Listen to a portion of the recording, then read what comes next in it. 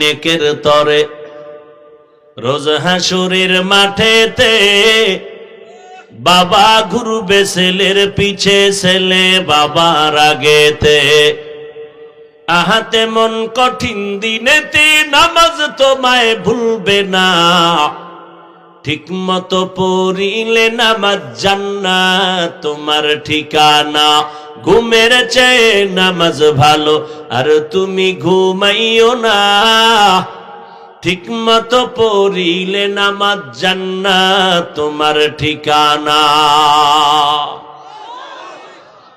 নামাজ লাগবে নি? সপ্তাহে একদিন না প্রতিদিন?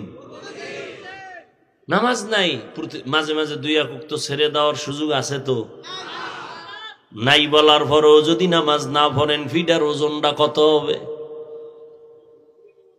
পড়ে না তো পড়েই না, আবার কাল আলহামদুলিল্লাহ হুজুর নামাজ না পড়লো ইমান তাজা। মসজিদে আজান হইতেছে, এক যুবক বয়ে রয়েছে, ভাই চলো নামাজ পড়তে চলো। কয় ভাই কি নামাজ পড়বো, কবরের চিন্তায় ব্যস্ত, একা কেমনে থাকবো কবরে? আছে না নাই? হায় হায় হায়। ইমাম সাহেব ধইরা কয় এই যুবক চলেন নামাজে। কয় হুজুর পায়জামা ঠিক নেই। কয় পায়জামা ঠিক না থাকলেও নামাজ হইবে, চলেন। কয় টুপি নেই। কয় টুপি না থাকলেও হইব। কয় না হুজুর শরীরটাও ভালো না। কয় শরীর ভালো না হইলেও নামাজ হইবে। কয় আসলে মনটাই ভালো না। এই হলো মুসলমানের হালাত, বুঝেন নাই? ওই দুই ভাইয়ের ছোট ভাই আলেম হয়ে গেছে,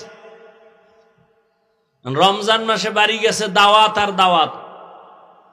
বড় ভাই কয় পড়াইলাম তোরে আমি কষ্ট কইরা, দাওয়াত খাও তুই আর টাকাও তুই পাও, ব্যাপারটা কি? ছোট ভাই কয় ভাইজান কোনো টেনশন নেই, বরকতের মাস, আপনি একটা কাম করেন, এই আমার মতো একটা জামা লাগাই দেন, বড় একটা জামা পরেন, দাওয়াত পেয়ে যাবেন।